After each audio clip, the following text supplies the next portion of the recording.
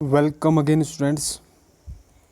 आज हम पढ़ने जा रहे हैं electrical properties of colloidal solution. इससे पहले कुछ इंपॉर्टेंट प्रॉपर्टीज़ पढ़ी थी हमने कोलाइडल सॉल्यूशंस की। अब उसके बाद एक प्रॉपर्टी हमने बोला था बाद में पढ़ेंगे, वो है इलेक्ट्रिकल प्रॉपर्टीज़। तो देखते हैं कि इलेक्ट्रिकल प्रॉपर्टीज़ कैसे शो करते हैं। तो सबसे पहले कोई भी सब्सटेंस अगर इलेक्ट्रिकल प्रॉपर्टीज़ शो कर रहे हैं तो वहाँ पर कुछ ना कुछ ऐसा इंटरेक्शन होगा, इलेक्ट्रिकल इंटरेक्शन, जिससे आप बोल सकते हो कि इसमें इलेक्ट्रिकल प्रॉपर्टीज़ है। जैसे आयंस दिखाते हैं आप, या किसी भी सब्सटेंस के ऊपर चार्ज है तो वो भी इलेक्ट्रिकल प्रॉपर्टीज़ दिखाता है। तो इसी तरह जो कोलाइडल पार्टिकल्स होते हैं उनमें भी क्या होता है, चार्ज होता है। और वो जो चार्ज होता है कोलाइडल पार्टिकल्स पे, वो सेम चार्ज होता है। अगर आप कोलाइडल पार्टिकल्स की बात करेंगे तो आप डिफरेंट कोलाइडल पार्टिकल की अगर आप बात करें, ठीक है, किसी भी कोलाइडल पार्टिकल, तो उनमें क्या होगा, अगर पॉजिटिव चार्ज कोलाइडल पार्टिकल है तो सभी पार्टिकल पे क्या होगा, पॉजिटिव चार्ज ही होगा, ठीक है। और ये डिस्पर्स फेज के पार्टिकल है, ठीक है। ये किस फेज के पार्टिकल है, डिस्पर्स फेज के पार्टिकल है, तो इनमें क्या होगा, सेम चार्ज होगा। तो मैंने बताया सभी पे अगर पॉजिटिव है तो सभी पार्टिकल पे क्या होगा, पॉजिटिव चार्ज होगा। तो इससे क्या होता है, इनको स्टेबिलिटी मिलती है कोलाइडल पार्टिकल्स को। कैसे, अगर सेम चार्ज है तो ये आपस में क्या करेंगे, रिपल करेंगे, एक दूसरे को रिपल करेंगे, तो ये आपस में कोगुलेट नहीं होंगे, ठीक है। कोगुलेशन नहीं होगा तो फिर क्या रहेंगे, कोलाइडल रेंज में ही रहेंगे, ठीक है। और अगर डिस्पर्स फेज के पार्टिकल में चार्ज है तो डिस्पर्सन मीडियम में भी क्या होता है, इक्वल और अपोजिट चार्ज होता है। ये तो डिस्पर्स फेज के पार्टिकल हैं, और डिस्पर्सन मीडियम जो ज़्यादा अमाउंट में होता है उनमें भी इक्वल और अपोजिट चार्ज होगा, ठीक है। तो उससे क्या होगा, जो मीडियम और डिस्पर्स फेज के बीच में स्ट्रॉन्ग इंटरेक्शन रहेगा, जैसा कि आप लायोफिलिक कोलाइड्स में आप देखते हैं। लेकिन जो डिस्पर्स फेज के पार्टिकल्स हैं, जिन्हें आप कोलाइडल पार्टिकल्स बोल रहे हो, उन पर सेम चार्ज रहता है। तो सेम चार्ज रहने की वजह से वो कोगुलेट नहीं करते हैं। कोगुलेट करने से क्या होगा, उनका पार्टिकल साइज वेरी कर जाएगा, बढ़ जाएगा पार्टिकल साइज, तो फिर वो कोलाइडल पार्टिकल्स तो रहेंगे नहीं, ठीक है। तो यही हमने पढ़ना है, किस तरीके से कोलाइडल पार्टिकल्स पर चार्ज क्रिएट होता है वो भी हम देखेंगे। तो यहाँ पर देखो, colloidal particles carry an electrical charge and the dispersion medium has an opposite and equal charge, the system as a whole being electrical neutral. The presence of equal and similar charge on colloidal particle is largely responsible in giving stability to the system, because the mutual force of repulsion between similarly charged particles prevent them from coalescing and coagulating when they come closer to one another। जब एक दूसरे close आते हैं तो उनके बीच में coagulation या कोएल्सिंग नहीं होगी, तो वो स्टेबल रहेंगे पार्टिकल्स, ठीक है। तो अब हम देख रहे हैं origin of charge on colloidal particles. तो जो कोलाइडल पार्टिकल्स पे हैं वो या तो उन पे क्या होगा, पॉजिटिव चार्ज हो सकता है, या कोलाइडल पार्टिकल्स उन पर निगेटिव चार्ज हो सकता है, ठीक है। तो वो जो चार्ज है वो किस तरीके से क्रिएट होता है या किस तरीके से उनमें ओरिजिन होता है वो हमने देखना है, ठीक है। तो पहला जो यहाँ पर मेथड है वो है due to dissociation of surface molecules. Dissociation of surface, जैसे आपने देखा था मिसाइल्स में, तो मिसाइल्स के पार्टिकल आपने देखे थे किस तरीके के होते हैं। मिसाइल में एक नॉन पोलर हाइड्रोकार्बन चेन होती थी, ठीक है, और ऊपर एक क्या होता, पोलर एंड होता था, ठीक है। पोलर एंड में क्या होता था, चार्ज होता था। जैसे क्या है, यहाँ पर एसीटेट आयन है, ठीक है। तो ये कोलाइडल पार्टिकल का ही एक सेगमेंट है, Na पॉजिटिव, ठीक है। ये जो Na पॉजिटिव है डिस्पर्सन मीडियम में चले जाएगा, और ये कोलाइडल पार्टिकल पे नेगेटिव चार्ज रह जाएगा, जो इस तरीके से एक स्फेरिकल स्ट्रक्चर बनाता था। एक स्फेरिकल स्ट्रक्चर बनाता था क्योंकि क्या है, non polar hydrocarbon chain associate हुए, और जो इनका जो पोलर हेड है वहाँ पर पोलर एंड पे क्या होगा, एक निगेटिव चार्ज क्रिएट हो गया, ठीक है। और यहाँ Na पॉजिटिव इस तरीके से Na पॉजिटिव डिस्पर्सन मीडियम में चले जाएंगे। तो ये है due to the dissociation of surface molecule. तो जब आपने मिसाइल फॉर्मेशन देखा था वहाँ पर कुछ ऐसा हुआ था, जो जो ऐसे सब्सटेंस जो डिसोशिएट हो सकते हैं, जिन जो कैटाइन और एनाइन बना सकते हैं, उनको हमने एसोशिएट कराया था। Long carbon chain fatty acid होते थे वो, ठीक है। फैटी एसिड के सॉल्ट लेते थे हम, पोटेशियम और सोडियम सॉल्ट लेते थे, वो डिसोशिएट होने की टेंडेंसी है।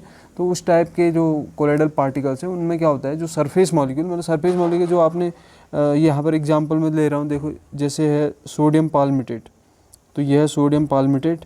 तो अभी देखो ये क्या है, सॉल्ट है, सॉल्ट क्या होगा, डिसोशिएट होने के बाद निगेटिव आयन और पॉजिटिव आयन बनाया, तो निगेटिव और पॉजिटिव बनने से क्या होगा, इन जो निगेटिव वाले पार्टिकल्स हैं ये एसोसिएट हो जाएंगे, तो इनके सरफेस पे क्या हो जाएगा, निगेटिव चार्ज, क्योंकि जो पोलर इंड है यहाँ पर C15H31 ये ऐसे एसोसिएट हो गए बीच में, और ये जो पोलर इंड है इनका, पोलर जिस पे निगेटिव चार्ज है ये सरफेस पे आ जाएगा, तो ये पूरा एक कोलोइडल पार्टिकल बन गया। ठीक है, तो इस तरीके से भी हो सकता है।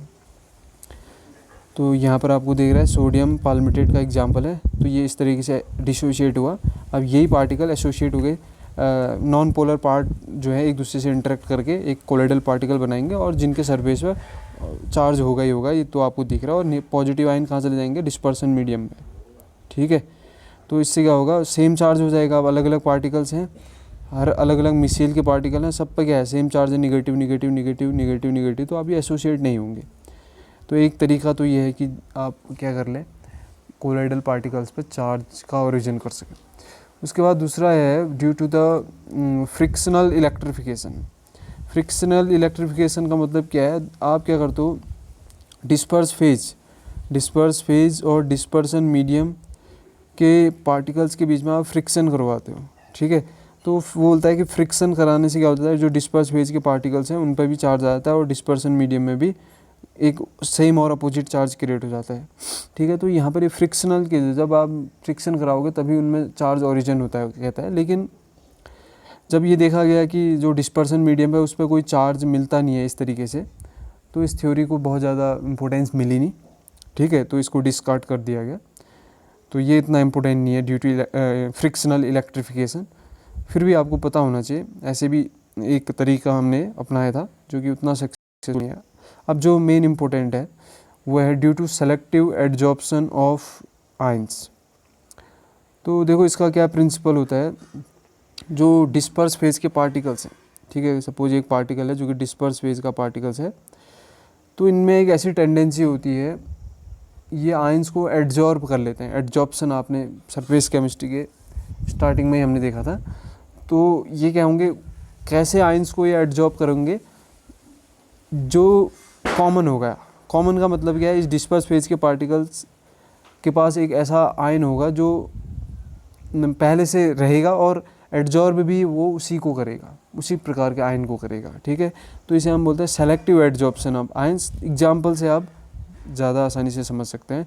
तो देखो हम क्या कर रहे हैं, एक रिएक्शन करवा रहे हैं, ले रहे small quantity of silver nitrate. ठीक है, solution is added to a large quantity of potassium iodide, KI ले रखा आपने, और AgNO3 की रिएक्शन किया आपने।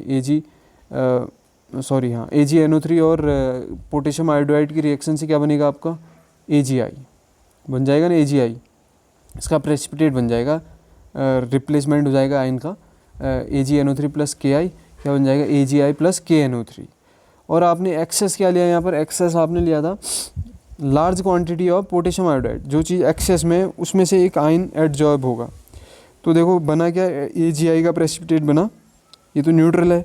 अब आपने KI एक्सेस में लिया था, अब KI और AgI में क्या कॉमन है, आयोडीन, और KI को आपने एक्सेस में भी लिया है, तो KI में से आयोडीन जो है AgI के सरफेस पे एडजॉर्ब हो जाएगा।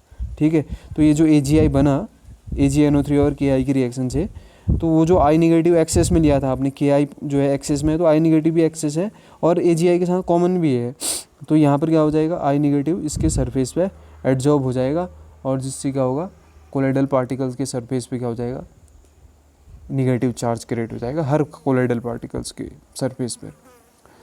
अब अगर आप क्या करें दूसरे कंडीशन में, जब आप स्मॉल क्वांटिटी ऑफ KI लें लेकिन large quantity of silver nitrate लें, तो पहले प्रेसिपिटेट तो वही बनेगा AgI। ठीक है, अब AgI में जो एडजॉर्ब होगा वो क्या एडजॉर्ब होगा, जो आपने लार्जर एक्सेस में लिया हुआ है, यानी कि कहने का मतलब है एक्सेस में लिया हुआ है, तो आपने एक्सेस में क्या लिया, लार्ज क्वांटिटी में AgNO3।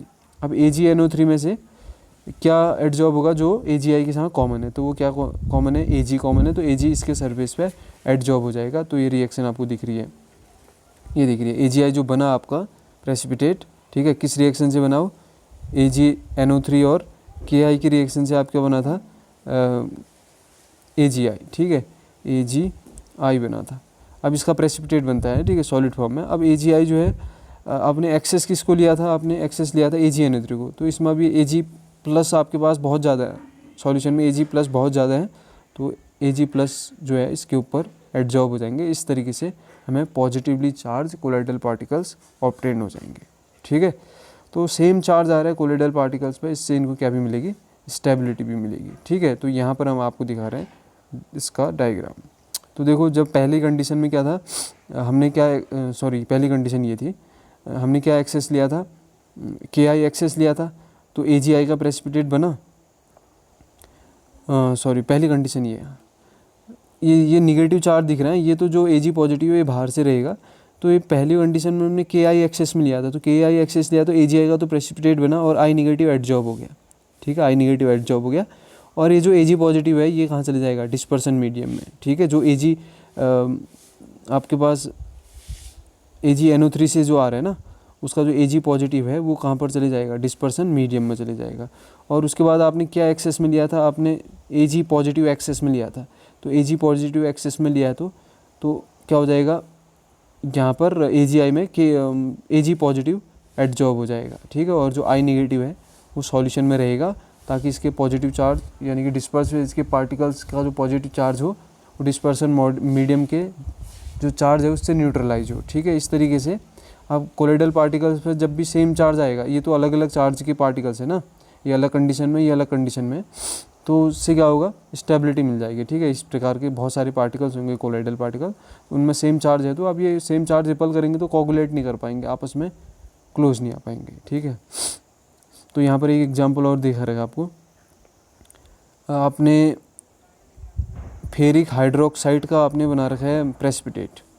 ठीक है, फेरिक हाइड्रोक्साइड का आपके पास प्रेसिपिटेट है, तो जब आप Fe पॉजिटिव एक्सेस में ले रहे हैं, ठीक है, आपने जिससे भी प्रेसिपिटेट बनाया वहाँ पर Fe+3 एक्सेस में था, तो FeOH का होल थ्राइस जो बन रहा है उसके ऊपर Fe3+ एडजॉर्ब हो जाएगा। ठीक है, इस तरीके से पॉजिटिवली चार्ज कोलाइडल पार्टिकल्स मिल जाएंगे। अगर आपने क्या ले रखा है, अगर आपने ले रखा है निगेटिव चार्ज जो है वो एक्सेस में है, ठीक है, आपके पास निगेटिव चार्ज एक्सेस में है, तो देखो क्या होगा, यानी कि जो OH नेगेटिव अगर आपने एक्सेस में लिया होगा, OH नेगेटिव एक्सेस में लिया था, तो जो फेरिक हाइड्रोक्साइड का कोलाइडल पार्टिकल्स था उसके ऊपर क्या एडजॉर्ब हो जाएगा, OH नेगेटिव, जो नेगेटिवली चार्ज कोलाइडल पार्टिकल्स आपको मिल जाएंगे। ठीक है, तो इतना आपको क्लियर हुआ होगा। इस तरीके से हम पढ़ते हैं कोलाइडल पार्टिकल्स में चार्ज का ओरिजिन कैसे होता है। अब इससे आगे इलेक्ट्रोफोरेसिस हमने पढ़ना है, और उसके बाद हमने देखने हैं इलेक्ट्रिकल डबल लेयर को भी हम देखेंगे। तो मिलते हैं अगली वीडियो में। कुछ क्वेश्चन हो तो कमेंट बॉक्स में ज़रूर पूछें। Okay, thank you.